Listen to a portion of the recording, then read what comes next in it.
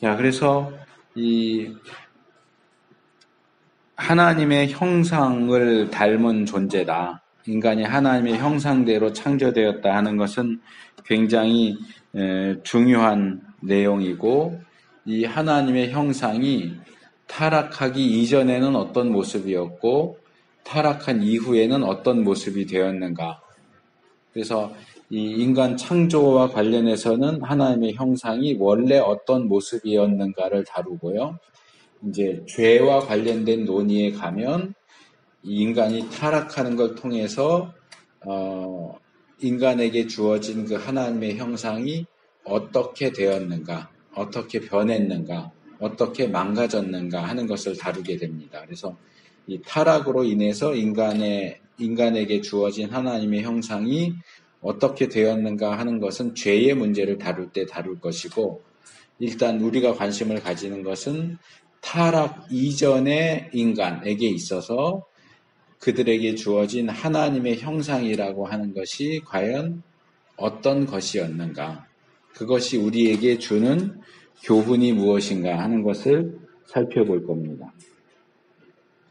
그래서 여기 우리 교재 62페이지 윗부분에도 나와 있는 것처럼 타락한 이후의 인간의 모습, 현재 우리의 모습, 또 우리가 우리 주위에서 얼마든지 발견할 수 있는 인간의 모습은 사실은 비정상적인 상태다.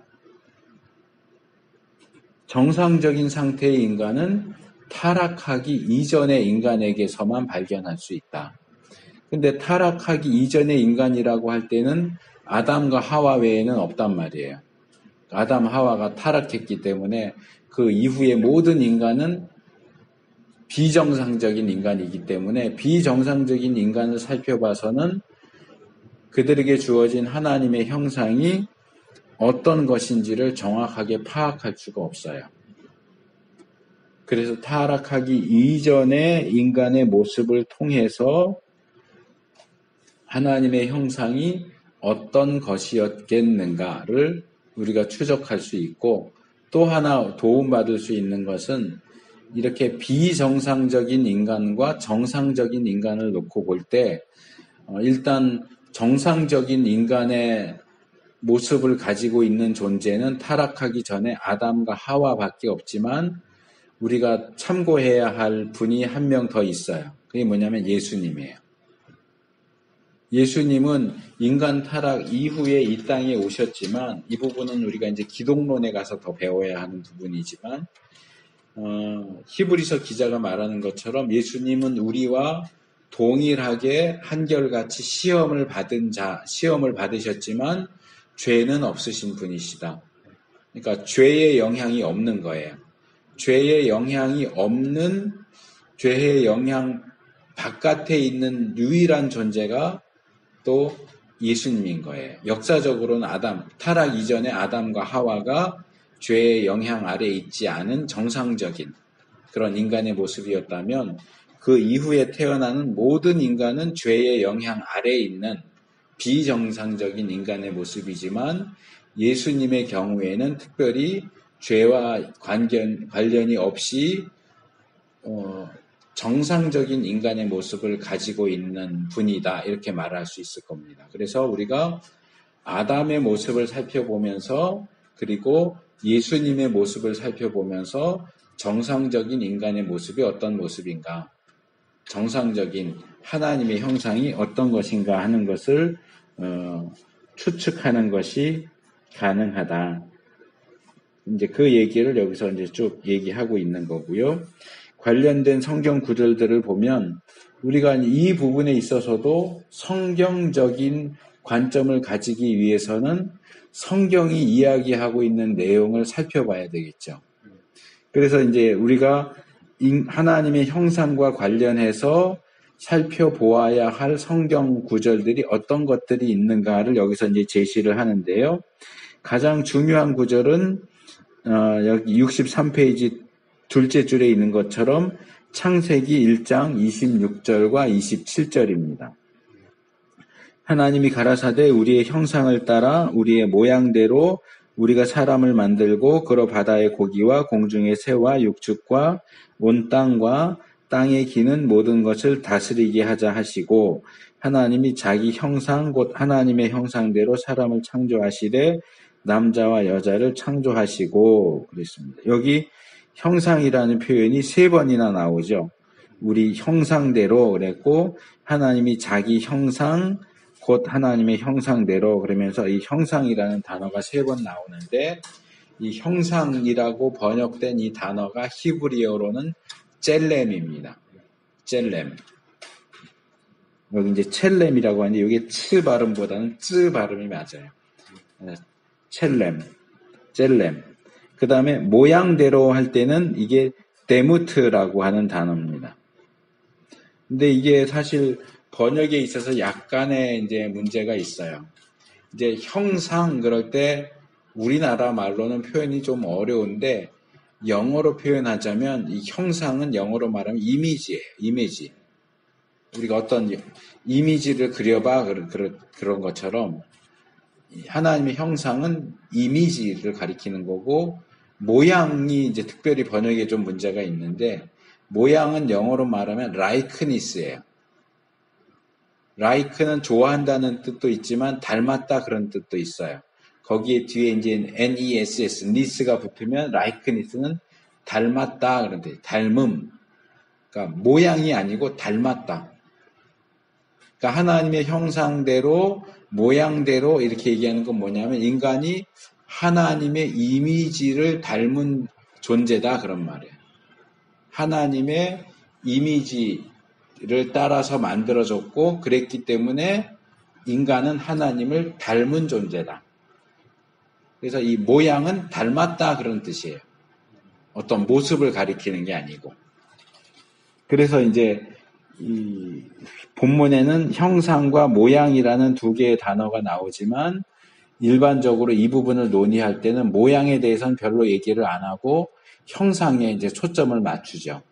물론 이제 기독교 역사상에서 이 형상과 모습에 대한 내용을 다룰 때는 이제 이 형상과 모습이 같은 거냐, 다른 거냐, 다르다면 어떻게 다르냐, 이런 부분도 이제 논의가 됐습니다. 이제 조금 뒤에 가면 우리가 다루게 될 거예요. 근데 이제 둘 다 명사이긴 하지만, 이 모양 같은 경우는 명사라기보다는 거의 형용사에 가까운 그런 의미를 가지고 있기 때문에, 이제 이 부분을 제대로 이해하는 것이 형상과 모양에 대한 그 논의를 이해하는 데 있어서도 중요합니다. 근데 문제는 이 가장 처음에 나오고 가장 중요한 구절인 이 창세기 1장 26절과 27절이 형상과 모양에 대해서 말하기는 하지만 그 형상이 뭐인지 그 모양이 무엇인지에 대해서는 구체적으로 말하고 있지 않다는 거죠. 인간이 하나님의 형상대로 만들어졌다라고는 하는데 그럼 하나님의 형상대로 만들어졌다는 건 뭘 의미하느냐? 저기 광화문에 가면 그 광화문 사거리에 이순신 장군 상이 있잖아요. 그 상도 이미지예요. 그러니까 그런 동상, 동으로 만든 상, 그렇죠? 동으로 만든 상, 석상, 돌로 만든 상이죠. 그러니까 하나님의 상 그러면 이제 가장 쉽게 떠올릴 수 있는 게 지금도 아마 그렇지 않을까 싶은데 이제 북한에는 김일성 동상을 만들어서 여기저기에 갖다 놨다고 그러잖아요. 그러니까 그 북한 전 지역에 놓여 있는 그 상이 바로 김일성의 이미지죠. 김일성의 이미지를 만들어서 거기다 갖다 놨어요. 그러니까 그 김일성의 이미지는 석상은 김일성을 당연히 닮았겠죠. 김일성을 대상으로 해놓고 그것을 닮게 만들었지 전혀 다른 사람을 만들어 놓고 이게 김일성이야 그럼 누가 그걸 인정하겠어요. 그 대상을 놓고 비슷하게 닮은 존재로 만들었기 때문에 그 상이 김일성의 상이라고 불리는 거고 그 상은 김일성을 닮았다라고 할 때 사람이 하나님의 상을 닮았다. 그럴 때 그게 도대체 무슨 얘기냐.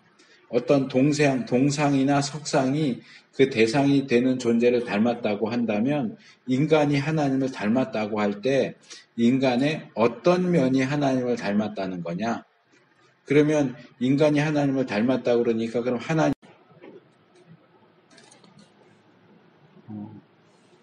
그래서 어떤 분이 그런 얘기를 한 적이 있어요. 우리 인간이 하나님에 대해서 생각할 때 우리 스스로 또 성경에서 인간이 하나님의 형상대로 지음받았다라고 하기 때문에 하나님이 우리하고 비슷한 모습이지 않을까 그렇게 주장을 하는데 그러면 백인은 하나님이 백인이라고 생각할 거 아니냐. 흑인은 하나님이 하나님 피부가 검다고 생각할 거 아니냐. 황인은 하나님이 황인종이라고 생각할 거 아니냐. 마찬가지로 만약에 말이 하나님을 한다면 하나님은 말처럼 생겼다고 생각할 거 아니냐. 뭐 이런 식으로 얘기를 하는 것을 이제 본 적이 있는데, 자, 하나님이 인간을 닮았다고 해도 그럼 어떤 인간을 닮으셨을까? 과연 그럼 우리가 하나님을 닮았다는 것이 그런 어떤 신체적인 부분에서 닮았다는 얘기일까? 아니면 신체가 아닌 다른 부분에서 닮았다는 얘기를 하는 것일까? 이제 이런 부분에서 이제 곤란한 문제가 발생을 하는 거예요. 그러다 보니까 과연 이 형상이 의미하는 게 뭘까? 이 창세기 1장 26절과 27절이 구체적으로 하나님의 형상이 어떤 것이다 라고 밝히고 있지 않기 때문에 우리가 이제 그 말씀들을 살펴보면서 이 하나님의 형상이 가리키는 것이 무엇일까를 계속 추측해보고 논의하고 이렇게 할 수밖에 없는 거죠. 그 다음에 이제 또 우리가 살펴볼 수 있는 구절은 고린도전서 11장 7절, 세 번째 단락, 위에서 세 번째 단락 보면, 남자는 하나님의 형상과 영광이니, 그런 표현이 나오죠. 여기서, 남자가 하나님의 형상이다. 라고 하는 표현이 나오죠. 근데 여기서도 그 형상이 의미하는 게 뭔지에 대해서는 나오지 않죠. 또 야고보서 3장 9절과 사도행전 17장 28절에도 역시 형상, 이제 야고보서에는 형상이라는 표현이 나오죠. 하나님의 형상대로 지음받은 사람을 저주한다 그런 표현이 나오고, 사도행전에는 형상이라는 표현이 나오진 않지만 우리가 그의 소생이다, 하나님의 자식이다. 그러니까 자식은 부모를 닮잖아요. 그러니까 사람이 자식을 낳으면 사람이죠. 소가 새끼를 낳으면 역시 소죠. 소가 새끼를 낳는데 말이 나오는 경우는 없어요. 그래서 이 아들이라고 하는 표현이 성경에는 그런 의미로 많이 사용돼요. 그러니까 예수님이 하나님의 아들이라고 할 때는 꼭 그게 부모 자식의 관계라기보다는 하나님이 하나님이시기 때문에 하나님의 아들은 역시 하나님이다. 인간의 아들이 인간인 것처럼 소의 자식이 소인 것처럼 하나님의 아들은 하나님이다. 이런 식의 개념으로 이제 사용이 되죠. 그 외에도 우리가 참고할 수 있는 구절이 64페이지에 로마서 8장 29절, 우리가 하나님의 그 아들의 형상을 본받게 한다라는 표현, 고린도후서 3장 18절, 우리가 그와 같은 형상으로 화한다. 에베소서 4장 23절 24절, 하나님을 따라 의와 진리와 거룩함으로 지음을 받는다. 골로새서 3장 10절, 우리를 창조하신 자의 형상을 따라 지식까지도 새롭게 하심을 받았다. 그래서 계속 제가 말씀을 드리지만 성경 신학에서는 각각의 구절들이 어디에 나오느냐, 어디에 위치하느냐에 따라서 역사적인 발전을 따져가면서 살피지만 조직 신학은 그렇게 하지 않아요. 그 구절이 성경 어디에 나왔느냐를 따지지 않고 그냥 형상이라고 나오면 구약에서든 신약에서든 다 뽑아서 정리해서 딱 시스템을 만들어 버려요. 그러다 보니까 인간의 형상에 대해서 다룰 때도 지금 이제 이분은 이 밀라드 에릭슨은 성경에 나오는 하나님의 형상을 이해하는데 도움이 되는 구절들을 지금 여기서 다 뽑은 거예요. 구약의 창세기 또는 뭐 이제 뒤에 나오면 시편 말씀도 좀 나오고요. 그 다음에 신약에 나와서 고린도서나 야고보서나 뭐 에베소서, 골로새서 이런 말씀들을 다 뽑아서 그 본문들을 연구하면서 이 구절들이 하나님의 형상에 대해서 말하고 있는 것이 무엇일까? 이제 이것을 살피는 거죠. 그런데 이제 이 부분에 있어서도 성경 신학자들과 조직 신학자들의 방식은 조금 달라요. 제가 첫 시간에 이 조직 신학자들의 조직 신학 책 가운데서도 크게 둘로 나누어지는데 이 성경 본문에 대한 연구를 기초로 해서 그것을 사용해서 조직신학적인 내용들을 다루고 있는 책들이 있는가 하면 이제 루이스 벌콥의 책이라든지 이 책도 좀 그래요. 이 밀라드 에릭슨 책도 중간중간에 성경 구절을 다루는 부분들이 전혀 없지는 않지만 그 본문 자체를 이렇게 깊게 들어가서 주해하고 해석하고 그러지는 않아요. 그러니까 학자들이 연구한 내용들을 가져와서 이런 본문이 있고 이 본문에서는 이렇게 말한다. 이렇게 그냥 결과만 가지고 와서 논의를 하죠. 그런데 아까 얘기한 안토니 후크마의 책이라든지 몇몇 책들은 이런 구절들이 있으면 이 구절을 실제로 해석을 해요. 그 책 안에서. 여긴 이런 단어가 있고 이런 단어는 성경에 어디에 어떻게 쓰여졌고 이래서 이 단어는 우리가 이렇게 이해해야 된다. 이런 식으로 그걸 해석하고 풀이해가는 과정을 책 안에 다 담아두고 있어요. 그러니까 그 과정을 통해서 이러이러해서 우리가 이 단어를 이렇게 이해해야 되는구나 하는데 도움을 받을 수 있죠. 그런데 일반적인 조직신학의 책들은 그렇게 하지 않아요. 그렇게 하지 않고 그래서 이제 주로 학자 아무개는 이 부분을 이렇게 말했다. 학자 아무개는 이 부분을 이렇게 말했다. 이렇게 하다 보니까 이제 학자들이 논의하고 있는 내용들을 주로 소개하고 그 다음에 그 논의들을 또 비판하고 그러면서 결론적으로 우리가 이렇게 이 부분을 이렇게 봐야 하겠다라고 하지만 그 부분에 대한 성경 본문들을 구체적으로 자세하게 해석하고 풀이해가면서 그래서 이게 이렇다라고 하는 내용들은 제시가 되지 않고 있어요. 그러니까 이제 이런 부분들은 사실 이제 성경신학에서 다뤄야 할 부분들인데 또 성경신학자들은 그렇게 조직신학적으로 본문을 다루지 않다 보니까 이제 주어진 본문 창세기 1장 26절, 27절 이렇게 다룰 때는 형상과 모양에 대해서 이렇게 쭉 논의를 하지만 그것을 조직신학적인 논의와 관련시켜서 풀어가지는 않고 있죠. 그러니까 이제 그런 부분에서 우리가 이제 나름대로 그런 부분들을 조합하는 게 필요합니다. 그러니까 조직신학 수업에 들어와서는 이제 성경 본문들에 대한 해석이 어떻게 사용되고 있는가를 이제 배우시면 되고 성경신학에서는 각각의 본문들이 어떻게 해석되고 있는가를 보시면 되고 이제 성경신학 하시는 분들이 그것을 성경신학과 조직신학을 함께 묶어서 조합해서 말씀을 가르치지 않아요. 또 조직신학자들도 성경신학적인 배경이 약하다 보니까 그런 해석들을 왜 이게 이렇게 해석되어야 하는지를 제시하기보다는 그냥 학자들이 제시해 놓은 결과를 가져다가 그래서 이건 이런 겁니다. 이렇게 얘기하지 이래서 이렇습니다. 라고는 말하지 않거든요. 그러니까 그건 여러분들이 나름대로 정리를 하셔야 되는 부분이에요. 그래서 이제 과거의 학자들이 이런 구절들을 놓고 연구해서 나름대로 정리한 내용들을 이런 철학적이고 논리적인 그런 시스템을 따라서 이분은 여기에서 형상에 대한 견해를 세 가지로 구분을 해서 소개를 하고 있는 겁니다. 그래서 첫 번째가 실제적 형상관이다. 실제적 형상관이라고 하는 건 뭐냐? 이 하나님의 형상이라고 하는 것이 인간의 본성 그 자체에 있는 어떤 특징들이다. 그러니까 우리가 가지고 있는, 우리가 소유하고 있는 어떤 특징들이 하나님의 형상들이다. 라고 보는 입장을 실제적 형상관이다라고 얘기해요. 그러니까 실제로 존재한단 말이에요, 우리 안에. 그게 실제적 형상관이고, 두 번째로는 관계적 형상관이에요.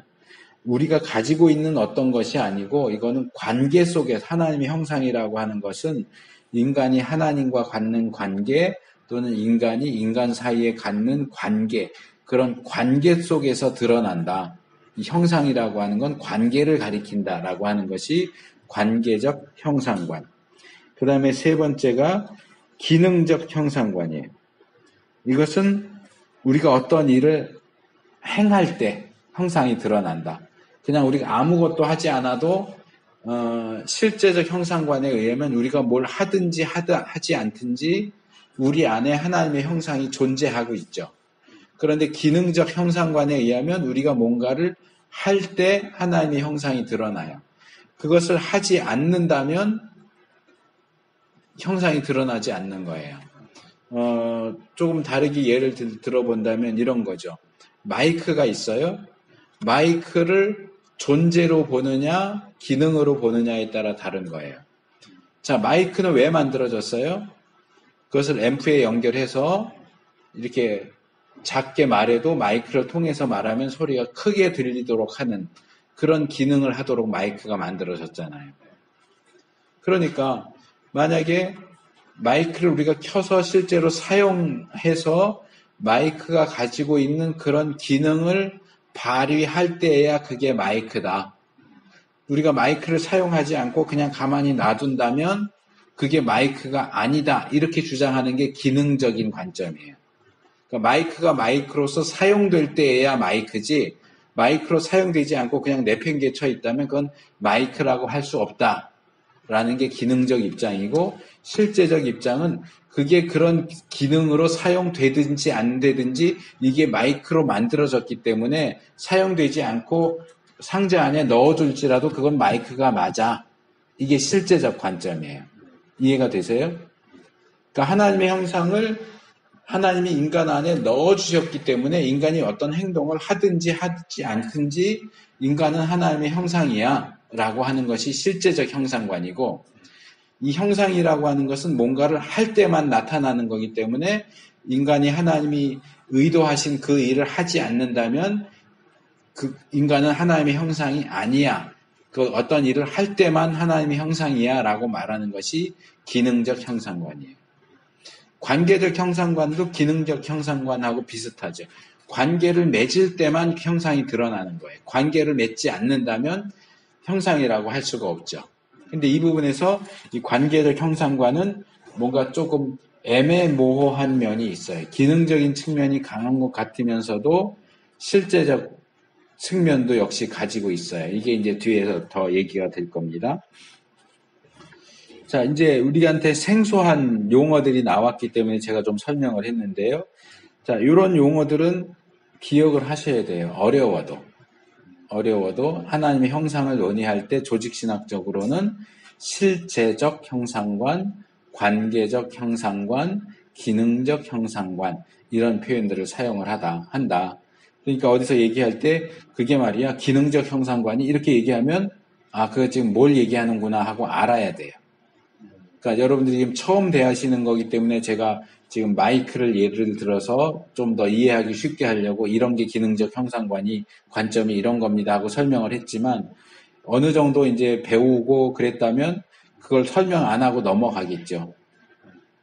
이제 학부에서 배웠다고 하면 원부에서 할 때는 인간의 형상에 대한 관점은 실제적 형상관, 관계적 형상관, 기능적 형상관 이렇게 세 가지가 있습니다. 그냥 그러고 넘어가겠죠. 설명 안 하고.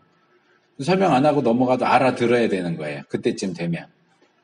근데 지금은 처음이니까 제가 조금 더 자세하게 말씀을 드리는 겁니다. 자, 실제적 형상관은 분류를 그렇게 한 거지 실제적 형상관이 하나만 있는 게 아니에요. 여러 종류가 또 그 안에 들어가 있어요. 아까도 제가 말씀드린 것처럼 인간이 하나님을 닮은 존재다. 거꾸로 말하면 하나님은 인간과 비슷하다.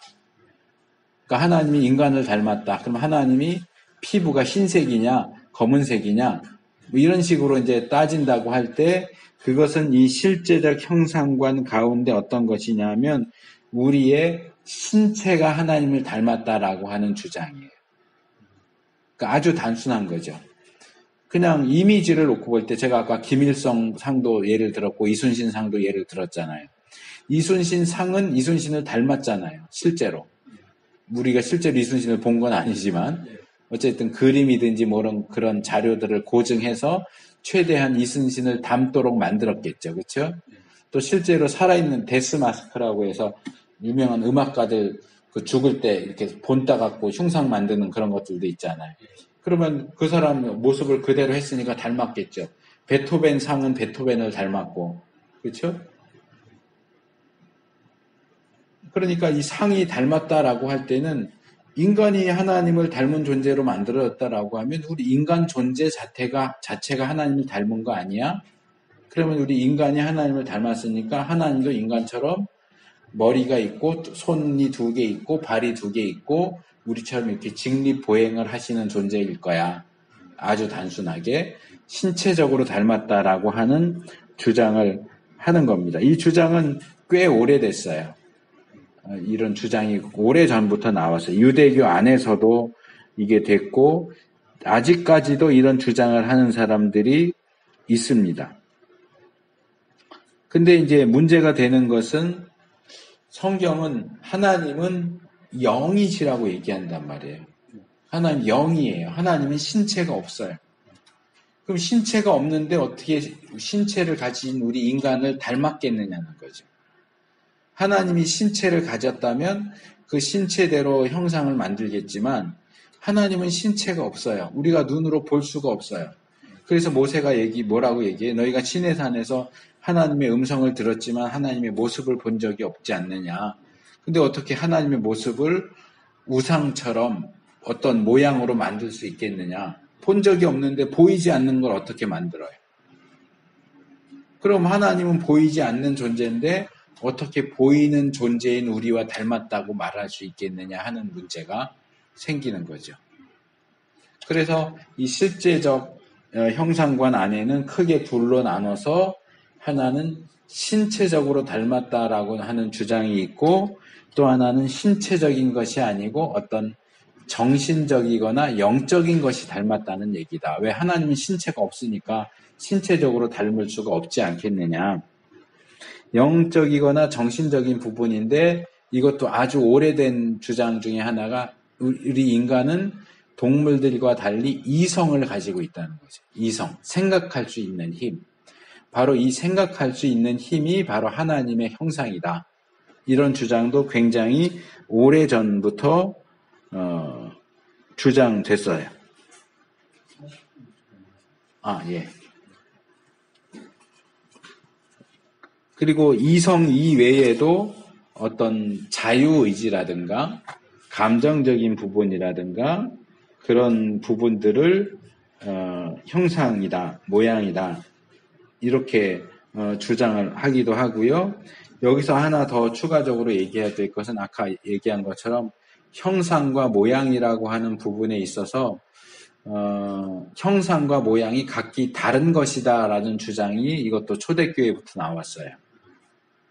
그러니까 형상 따로 모양 따로 보는 거죠.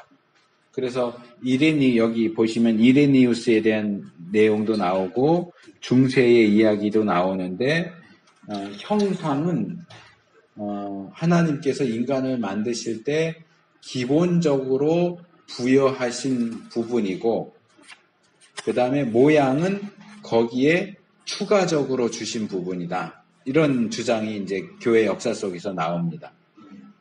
왜 이게 중요하냐면 인간의 타락을 다룰 때 이 문제가 나오기 때문에 그래요. 그래서 카톨릭에서는 뭐라고 하냐면 인간이 타락했을 때 추가적으로 주어진 모양은 잃어버렸지만 형상은 그대로다라고 주장을 해요. 그리고 우리 개신교, 특별히 우리 장로교, 칼빈이나 루터를 따르는 개신교의 입장은 형상과 모양이 별개가 아니고 사실은 같은 거다. 그래서 인간이 타락했을 때 형상이고 모양이고 다 망가졌다. 이렇게 보는 거예요. 근데 이제 형상과 모양을 구분할 때 문제가 되는 것은 구원론으로 연결이 되는데 인간이 모양은 잃어버렸지만 형상은 그대로다라고 할 때 인간에게 하나님을 믿을 수 있는 능력이 남아 있겠느냐 아니냐 하는 문제가 나와요. 그러니까 이제 우리 개신교 안에서도 알미니안주의, 감리교나 이런 쪽에서는 인간의 자유의지를 강조해요. 인간이 타락하기는 했지만 완전히 타락한 것이 아니기 때문에 복음을 듣고 믿을 수 있는 능력이 인간 안에 존재해 있다. 그러니까 이것이 기본적으로 이 중세 가톨릭 교회에서 말하는 형상과 모양을 분리해서 말하는 그 영향 아래에 있는 거예요. 그러나 루터와 칼빈은 그리고 이게 더 성경적인데요. 성경에 보면 이 젤렘과 데무트가 서로 왔다 갔다 하면서 동의어로 사용돼요.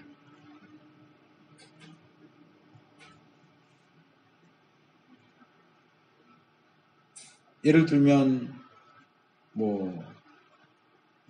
볼펜, 필기구. 볼펜하고 필기구가 다른가요? 같은가요? 필기구에는 볼펜만 있는 건 아니죠. 볼펜은 필기구이긴 하지만 볼펜만 필기구인 건 아니에요. 그 필기구에는 볼펜도 들어가지만 연필도 있고 사인펜도 있고 많이 있죠. 그렇지만 그냥 일반적으로 쓸 때는 그냥 동의어처럼 써요. 자, 지금 제가 얘기하는 걸 여러분 빨리 볼펜을 들어서 쓰세요 이렇게 말할 수도 있지만 필기구로 적으세요 이래도 의미가 변하지 않잖아요. 볼펜이나 필기구나 그냥 서로 상호 교환해서 쓸 수 있는 동의어란 말이에요. 근데 성경의 용례를 살펴보면 이 젤렘과 데무트는 그런 식으로 서로 왔다 갔다 하면서 바꿔 쓸 수 있게 사용돼요. 만약에 그것이 분명하게 구별되는 별개의 개념이라면 그렇게 바꿔 쓸 수가 없겠죠. 그러니까 그렇게 묶어서 쓰기 때문에 이렇게 형상과 모양을 별개의 것처럼 기본적으로 주어져 있는 것, 추가적으로 주어져 있는 것 이런 식으로 얘기하는 것은 잘못됐다. 예, 하는 거고요. 요거까지만 할게요. 관계적 견해. 이게 지금 이 부분이 조금 어려운 부분이라서 시간이 좀 더 걸릴 수 있는데 이 관계적 견해는 하나님의 형상은 인간이 가지고 있는 그 무엇이 아니고 하나님도 삼위일체로 존재하시지 않느냐. 그 하나님의 형상 안에는 하나님이 성부, 성자, 성령이 서로 관계를 맺고 계신다고 하는 것을 반영한다. 인간도 하나님이 남자와 여자로 만들지 않으셨느냐. 그러니까 인간이 하나님과 관계를 맺을 때 그리고 사람과 사람이 관계를 맺을 때 그런 관계를 맺을 수 있는 그런 능력이 바로 하나님의 형상이다 라고 하는 주장이에요. 이것은 현대로 들어와서 칼 바르트라든지 에밀 브루너라든지 이 사람들은 다 우리 쪽 사람이 아니에요.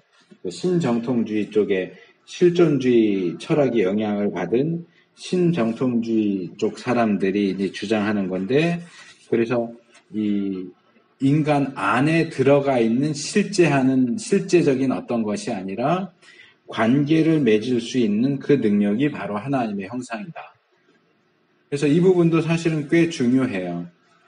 그러니까 왜 하나님이 인간을 하나님을 닮은 존재로 만드셨느냐라고 말할 때 이제 저는 성경신학적으로 창세기의 창조 기록을 보면 이게 굉장히 분명하게 나타난다고 생각을 해요. 창세기 1장에는 하나님이 인간을 하나님의 형상대로 만드시되 남자와 여자로 만드시되 그랬어요. 그리고 동물들을 만들었을 때 동물들을 암수로 만드셨다라는 내용이 안 나와요. 그리고 창세기 2장에도 그냥 동물들을 만들었다 그랬지 암수 얘기는 별로 안 나와요. 이제 홍수 얘기 정도 가야 이제 암수에 대한 얘기가 나오는데, 근데 사람의 경우는 남자, 여자가 나온다고요. 근데 동물은 언급하지 않아도 처음부터 암수로, 쌍으로 만드세요. 근데 창세기 1장에서는 처음 만드실 때 남자와 여자로 만드셨다라고 하지만 창세기 2장으로 넘어가서 보면 더 자세하게 보면 하나님이 남자를 먼저 만드세요. 여자를 같이 안 만드시고 남자를 만드시고 이렇게 보니까 이 남자가 혼자 있는 게 보기가 안 좋다. 내가 짝을 만들어줘야지 하고 짝을 만드시는데 짝을 만들기 전에 짐승들을, 동물들을 먼저 만드신다고요. 그래서 동물들을 아담에게 데리고 오시니까 아담이 이름을 지어주죠. 그러면서 그 이야기 끝에 이 동물들 가운데는 아담에게 맞는 짝이 없었다.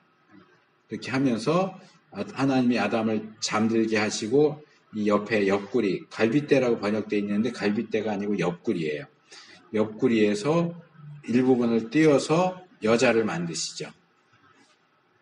그러면 하나님께서 처음에 동물들은 그런 수컷들만 만들어 놨더니 안 되겠어. 암컷도 만들어야지. 이렇게 하지 않으시고 처음부터 암수로 만드셨는데 왜 인간을 처음부터 남자 여자를 같이 만들지 않으시고 남자만 먼저 만드시고 여자를 나중에 만드셨겠느냐.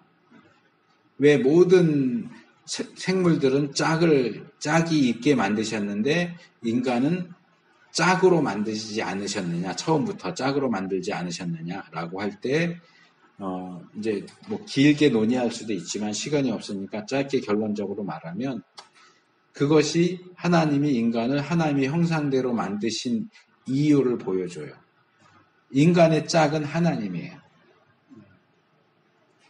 그러니까 하나님이 인간을 자신의 짝으로 만들기 위해서, 짝이 되게 하기 위해서 하나님을 닮은 존재로 만든 거예요.